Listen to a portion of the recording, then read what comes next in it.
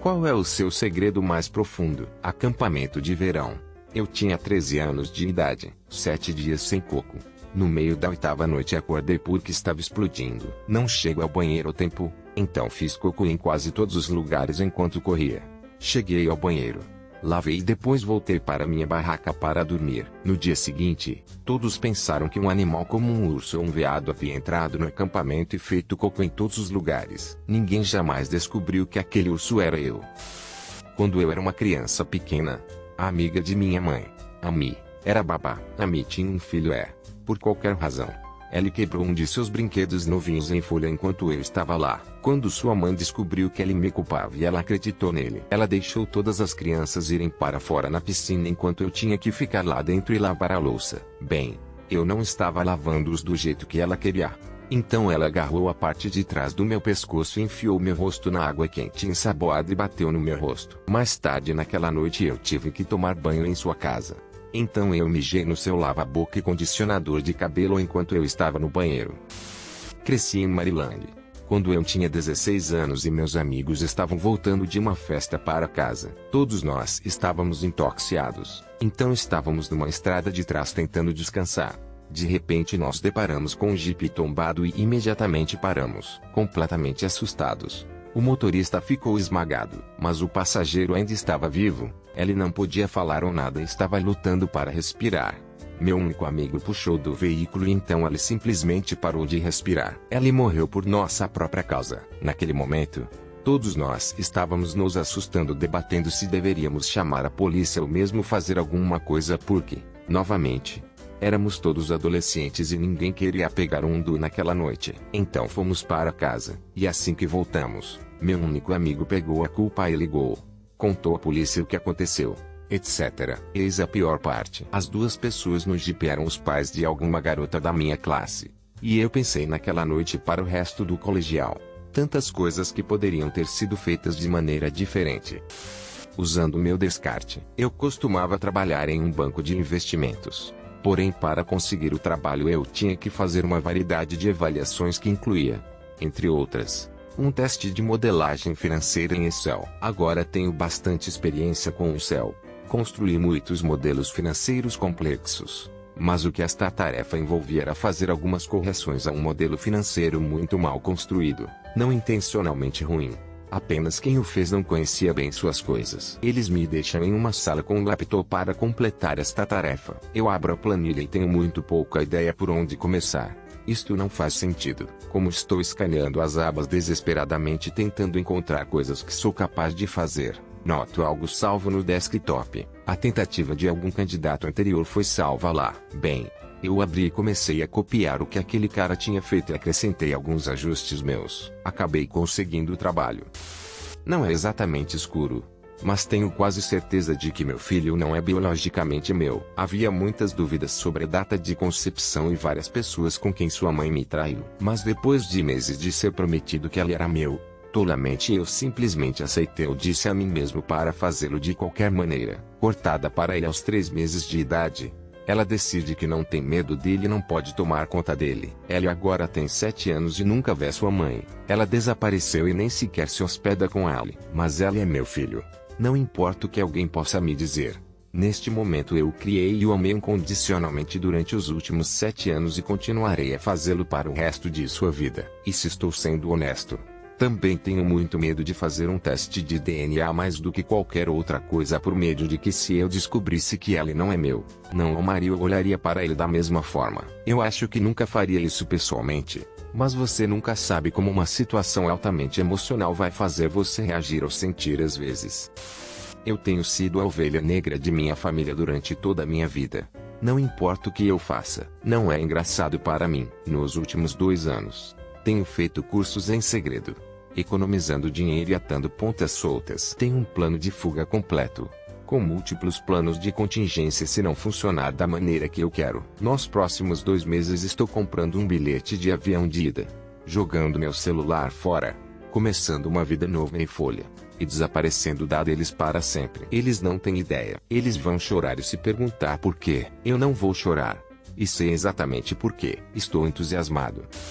Anos atrás, Consegui um emprego de verão em uma mercearia. Eu era um adolescente, de uma família pobre, apenas tentando conseguir um emprego para que pudéssemos pagar a comida. Minha mãe não tinha dinheiro para nos alimentar no verão sem os almoços da escola, mas ela ganhava um pouco demais para se qualificar para os vales alimentação. Se você já foi pobre, você sabe como é. O gerente foi um completo idiota que me despediu 2 semanas porque, e cito, eu simplesmente não gosto de sua personalidade. Nunca tínhamos falado até aquele momento. Eu chorei porque minha mãe contava comigo para poder pagar as compras naquela semana e eu lhe disse isso. Ela me disse que eu estava sendo dramática. A loja tinha estes códigos de barras que eles colariam nas coisas para marcá-las se elas expirassem. Percebi que eu ainda tinha os rolos de adesivos impressos no bolso quando cheguei em casa, porque eu estava marcando as coisas para baixo naquele dia. Copiei os adesivos em papel adesivo e roubei provavelmente alguns milhares de dólares de mercearias naquele verão. Tecnicamente, eu paguei pelas compras porque eu estava verificando no auto-cheque e pagando dinheiro por elas. Mas eu estava recebendo filetes de salmão e prateleiras de costeletas por $2. Bandejas grandes de legumes por $1. Queijo caro por cifrão, 99, etc. Eu tinha o cuidado de não ser muito ganancioso e não tentar comprar uma cartela cheia de coisas caras de cada vez. Eu fazia várias transações menores em caixas próprias e as espalhava por cerca de uma dúzia de lojas. Era uma grande, terrível cadeia corporativa nacional. Eu pagava sempre em dinheiro. Eu nunca fui pego. Disse a minha mãe que tinha uma bolsa de estudos acadêmica e foi lá que conseguiu dinheiro para as compras. Não me sinto mal com isso e o Estatuto de Limitações expirou de qualquer forma. Meu melhor amigo de infância veio ao meu dormitório universitário para passar uma noite fora. Ele comprou cocaína e comprimidos de outros caras que moravam no meu salão para uma festa que ele ia. E honestamente fiquei impressionado com ele por ser tão versado na compra de substâncias ilegais e carismático com meus colegas de dormitório. Antes de partir, ele me disse para não contar à mãe o que estava fazendo, mas para dizer-lhe que amava se morresse e eu achava que algo estava errado.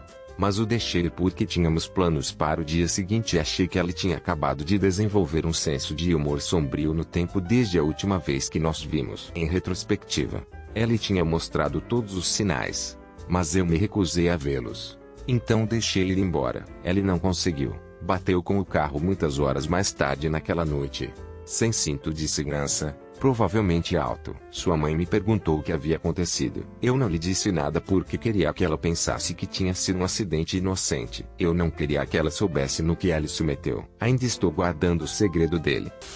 Quando eu era um jovem adolescente, 13 ou 14, há 32 anos, eu estava em um programa chamado Exploradores. Faz parte dos escoteiros, creio eu. A tropa em que eu estava trabalhava ao lado do departamento do xerife local. Éramos essencialmente jovens policiais em treinamento. Íamos ao campo de tiro, cavalgávamos junto com os policiais, trabalhávamos em eventos especiais com policiais, etc. Tínhamos uniformes e podíamos carregar algemas e um rádio. Todos os anos havia um evento de fim de semana que era como um campo de treinamento. Era realizado em uma base da Guarda Nacional e vinham crianças de todo o estado. Havia algumas centenas de crianças com idades entre 13 e 17 anos. Ficamos em um arranjo em estilo quartel com um grande quarto aberto com camas de solteiro. Provavelmente, cerca de 30 crianças para um quartel. Na época, eu era um garoto pequeno que ainda não havia iniciado a puberdade. Fui muito picado devido ao meu tamanho, que acredito que era de cerca de 4'8" na época. Um dia,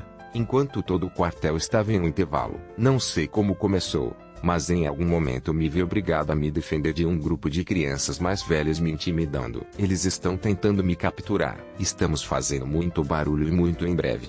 Parece que todos na sala estão olhando na minha direção. Mais crianças se juntam a mim. Outras apenas observam. Logo eles me pegaram. O que me parece que a criança mais velha tinha tomado conta da situação. Eles me levam para uma das camas e me colocam de cara para baixo. Eu me lembro de tentar morder, arrancar e chutar livre. Não consigo me libertar, porque estou algemado. Não me lembro de todos os detalhes, mas lembro deles puxando minhas calças para baixo e tentando me penetrar com um bastão de vassoura. Até hoje, não acredito que tenham tido sucesso. Não me lembro de ninguém vir em meu auxílio, mas talvez por isso tenha parado. Talvez eu tenha lutado o suficiente para que eles se aborrecessem. Eu não sei. A próxima coisa que sei é que todos estão se preparando para o próximo evento e nós estamos lá fora alinhados em formação, prontos para soldado.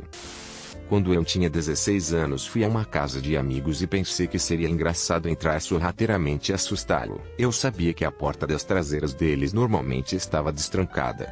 Então me deixei entrar e subi as escadas em silêncio. O quarto de suas irmãs estava a caminho do dele Ao passar por ela, eu as vi juntas. Elas estavam curtindo e ela dedilhou. Então eu saí dali e decidi que nunca mencionaria isso. Ambas ainda são minhas amigas. E estranhamente próximas. Apesar de terem seus próprios parceiros na vida. Isso ainda me deixa desconfortável. Quando eu era realmente jovem, como 4 ou 5 anos, eu tinha uma noite em que não conseguia dormir. Lembro-me de ouvir grunhidos e gemidos vindos de fora do meu quarto. Em algum lugar. Eu não sabia o que eles estavam fazendo na época. Então me enterrei nas cobertas e me escondi do monstro. Eventualmente, adormeci. Falei com minha mãe na manhã seguinte sobre os ruídos assustadores e ela disse: havia um leão lá fora. Então passei o dia inteiro aterrorizado com o leão que ia atacar. Só 10 anos depois é que ajuntei 2 e 2 e percebi que era apenas meu pai tendo um momento íntimo. Eu tinha uma ex-colega de trabalho que era super má para mim. Ela me intimidava no trabalho. 2 vezes entrei numa sala enquanto ela realmente falava mal de mim pelo nome. Alguns meses depois de deixar aquele emprego, procurei um local de brincadeira de vingança e mandei uma caixa de coco de vaca pelo correio para ela em meu antigo local de trabalho. De acordo com outras pessoas que ainda trabalhavam lá, ela fez uma birra feia no dia em que abriu o pacote e foi codificada pela gerência superior. Doce vingança. Eu não contei ao meu sócio vivo o que eu tinha feito. Ele teria ficado lívido e assustado para que os federais mostrassem. Eu entornei cerveja em um sapato caseiro e manchei-os. E ela os colocou no Snapchat como quem os manchou me deve $150 e eu senti que se ela estivesse tão zangado, não seria mais meu amigo e eu não tinha $150. Porque eu estava entre empregos e me mudando logo. Por isso, mantive um segredo profundo e escuro que nunca pode ver a luz do dia. Mas era eu. Eu tenho uma família muito grande. Pessoas que eu ainda não conheço. Nem eu tenho 44 anos agora. De volta ao colegial. No início dos anos 90. Tive uma adolescência normal. Conheci uma bela garota no time de natação. Começamos a namorar. Após alguns meses de namoro, começamos a ficar mais sérios do que a escritura aconteceu. Nosso relacionamento foi talvez cerca de 1 ano quando eu a engravidei. Ela estava grávida de gêmeos, 2 lindas garotas. No 8º mês de gravidez, descobrimos que sua mãe e minha mãe eram na verdade primas em primeiro lugar, o que nos tornou primas em segundo lugar. Descobrimos quase 2 anos depois de começarmos a namorar. Como é de se esperar, toda a família foi para Defcon e ficou dividida sobre isso por muitos anos ainda. Nessa época, ela e eu já estávamos profundamente apaixonados. Casamos. Tivemos um casamento um tanto feliz. 12 anos depois nós divorciamos. Quando começamos a nos separar, geralmente acontece quando casamos muito jovens. De qualquer forma, seguimos caminhos separados. Comecei meu negócio. Comprei uma casa para que ela pudesse viver em paz com nossas filhas e comprei minha casa por perto. Nos divorciamos, mas permanecemos amigos próximos por causa de nossas filhas. Agora elas são adultas e me amam e a mãe delas igualmente, pois trabalhamos juntas para criá-las mesmo depois do divórcio. Em 1997, quando eu tinha 7 anos de idade, eu costumava passar todos os fins de semana dormindo na casa de meus amigos do outro lado da rua. Estávamos proibidos de entrar no sótão de seu pai por cima da garagem. Uma noite, meu amigo, sua irmã e eu decidimos fazê-lo de qualquer maneira. Não havia nada lá em cima além de uma cadeira, uma TV e um videocassete. Ligamos a TV e o videocassete. E eram filmes inapropriados. Na época, não sabíamos o que era. Então começamos a imitá-lo. Meu amigo e eu tínhamos 7 anos, e sua irmã estava prestes a completar 9 anos. Agora, obviamente, não tínhamos ideia do que estávamos fazendo, mas o considerávamos um jogo secreto. Nós o fazíamos sempre que passávamos a noite depois que seus pais adormeciam. Uma noite, estávamos passando a noite em uma barraca no quintal deles quebramos um ímã. Começamos a ficar preocupados porque ela estava sangrando e havia sangue em mim e eu pensei que estava sangrando. Ela não estava com muita dor. Então nós estávamos meio que nós passando tentado descobrir o que dizer a seus pais para que não tivéssemos problemas. Bem, o vizinho com quem eles compartilham uma cerca estava em seu quintal e estava nos ouvindo falar. Ele saltou a cerca e disse que podíamos usar seu chuveiro para nos lavar. Depois nos sentou e nos explicou tudo depois que tivemos. Na ocasião, Ficamos gratos por saber que ela não precisava do hospital. Ellie disse que não contaria aos nossos pais.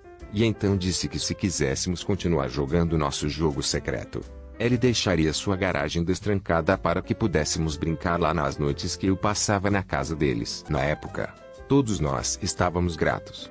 Mas agora está muito claro para mim sobre o que Ellie realmente era. Ellie nunca nos tocou, mas Ellie nos guiou. Ellie simplesmente sentou-se e assistiu.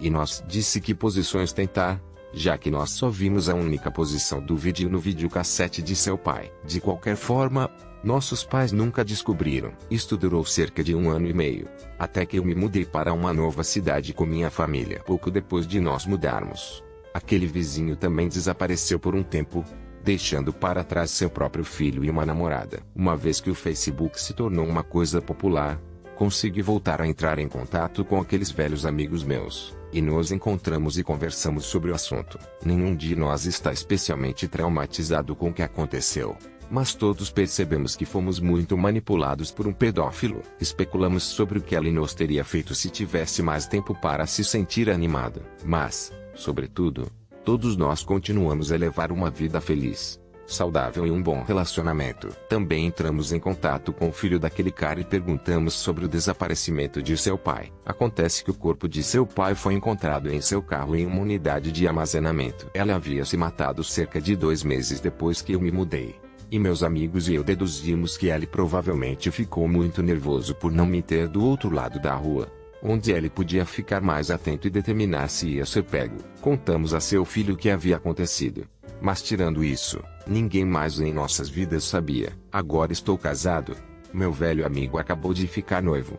E sua irmã está casada e tem um casal de filhos. Todos nós levamos vidas lindas. Já não falamos muito, mas falamos no Facebook de vez em quando. Todos nós estamos indo bem. Mas sim, esse é um grande e obscuro segredo.